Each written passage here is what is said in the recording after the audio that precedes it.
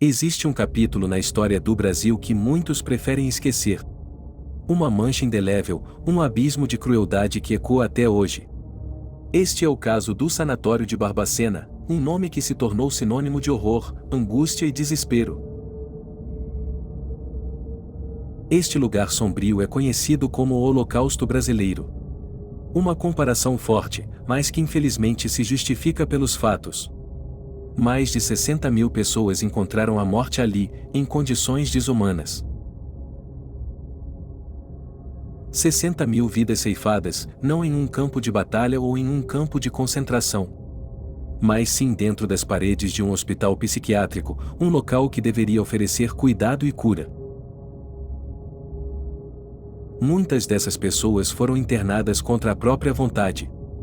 O mais chocante é que grande parte delas sequer possuía um transtorno mental diagnosticado.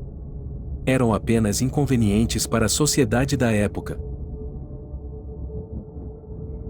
Este é, sem dúvida, um dos episódios mais sombrios e vergonhosos da história do nosso país.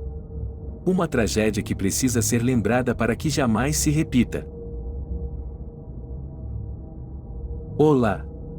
Sejam todos muito bem-vindos para mais um caso perturbador, repleto de dor, angústia e sofrimento.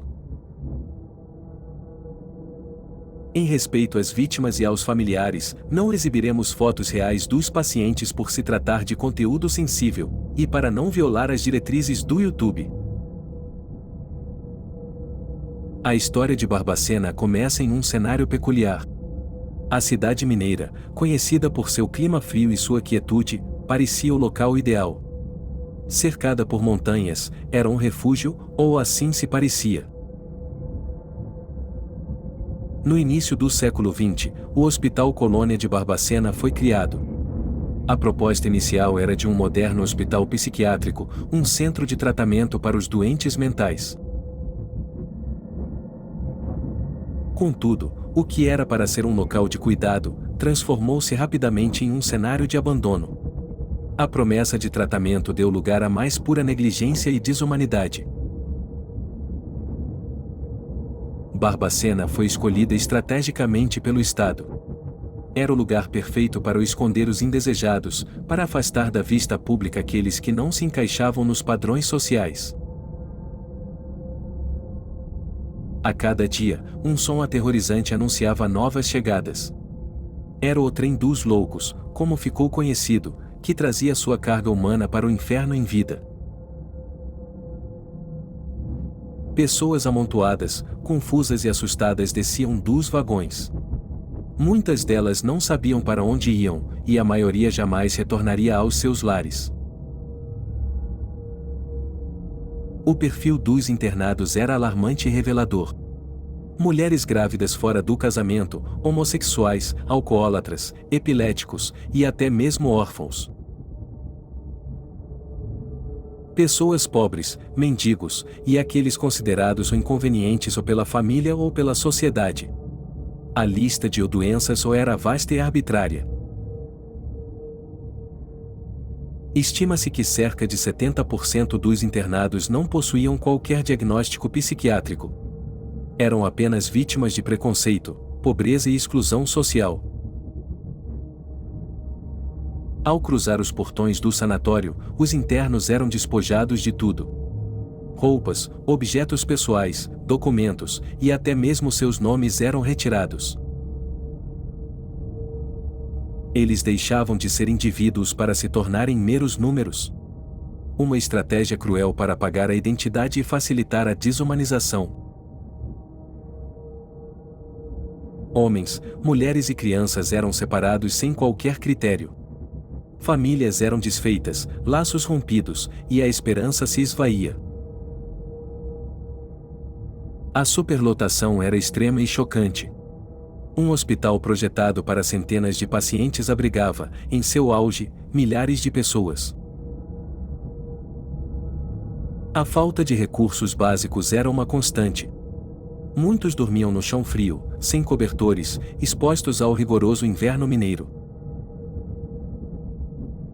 A fome e a sede eram companheiras diárias. A alimentação era escassa e de péssima qualidade, contribuindo para a fragilidade dos internos. A mortalidade era assustadora. Muitos dos recém-chegados não resistiam por mais de alguns dias, sucumbindo às condições precárias. O cotidiano dentro do Hospital Colônia era marcado por uma violência constante. Uma rotina de terror que se perpetuava dia após dia. Eletrochoques eram aplicados sem anestesia, usados não como tratamento, mas como punição. Gritos de dor ecoavam pelos corredores. Banhos gelados eram impostos, mesmo nos dias mais frios do inverno. Uma tortura que visava quebrar a resistência e a dignidade. Internos andavam nus pelos corredores, expostos e vulneráveis. A dignidade humana era sistematicamente aniquilada. Os gritos de desespero e agonia eram uma trilha sonora constante. Especialmente à noite, quando o silêncio amplificava o sofrimento. O cheiro de morte era uma presença constante no ar. Um odor fétido que impregnava as paredes e a alma de quem ali vivia. Os mortos não recebiam um mínimo de respeito. Não havia velórios, nem despedidas, apenas o descarte de mais um corpo. Os corpos eram empilhados, tratados como lixo. Muitos eram vendidos para faculdades de medicina, outros simplesmente desapareciam. Relatos chocantes de comercialização de ossos humanos vieram à tona. Vidas transformadas em mercadoria, mesmo após a morte. Por décadas, essa tragédia permaneceu ignorada, escondida do olhar público. Um segredo sombrio guardado pelas montanhas de Minas. Até que jornalistas corajosos conseguiram entrar e registrar o horror.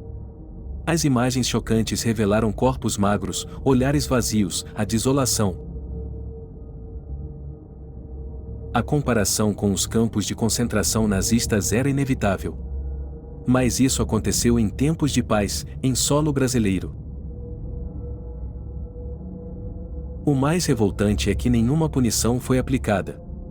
Nenhum responsável foi preso ou sequer julgado pela barbárie. O hospital foi desativado décadas depois, e o Estado pediu desculpas. Mas essas palavras nunca foram à altura da dimensão da tragédia. O que ocorreu em Barbacena não foi loucura, mas uma escolha deliberada. Uma escolha de negligência, crueldade e abandono institucional. O verdadeiro terror não estava nos pacientes, mas no sistema que os aprisionou e na sociedade que permitiu tal atrocidade. A memória de Barbacena serve como um alerta eterno. Uma lembrança dolorosa para que a história jamais se repita. Que as vozes silenciadas daqueles 60 mil jamais sejam esquecidas. Que sua dor nos impulsione a construir um futuro mais humano. Deixamos aqui todo o nosso respeito aos que partiram naquele local de dor e angústia, e aos familiares enlutados por seus entes que perderam suas vidas. E você? Já conhecia esse famoso caso do sanatório de Barbacena? Deixe sua opinião aqui abaixo nos comentários. E se esse conteúdo foi relevante para você, não se esqueça de deixar o seu like, se inscrever no canal, ativar o sininho das notificações para não perder nenhum vídeo, e compartilhar com seus amigos. Nos ajude a vencer as métricas do YouTube, chegando na marca de 500 inscritos aqui no canal, para que assim, continuemos a trazer conteúdo de qualidade para vocês. Se gostou do conteúdo, e deseja ver esse canal crescer a cada dia, veja na descrição deste vídeo como colaborar com esse projeto. Aos novos inscritos, fica aqui a nossa gratidão. E a todos, o nosso muito obrigado. Até a próxima!